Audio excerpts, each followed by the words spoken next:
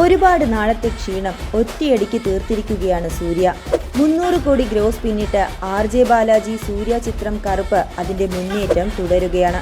നിർമ്മാതാക്കളായ dream warriors pictures ആണ് ഇക്കാര്യം അറിയിച്ചത്.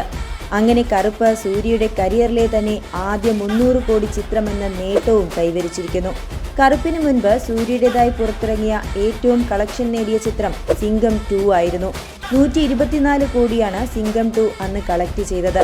അതാണിപ്പോൾ കറുപ്പിലൂടെ മറികടന്നിരിക്കുന്നതും. കുറേ നാളായുള്ള കാത്തിരിപ്പായിരുന്നു സൂര്യയുടെ ഒരു ബോക്സ് ഓഫീസ് ഹിറ്റ്. കോവിഡ് കാലത്ത് പുറത്തിറങ്ങിയ സുരറൈ പോട്ടർ, ജെ.ബി. എന്നീ സിനിമകൾ നല്ല അഭിപ്രായങ്ങൾ നേടിയിരുന്നുവെങ്കിലും OTT റിലീസ് ആയതുകൊണ്ട് തന്നെ തിയേറ്റർ ഹിറ്റ് അവിടെയും സംഭവിച്ചിരുന്നില്ല.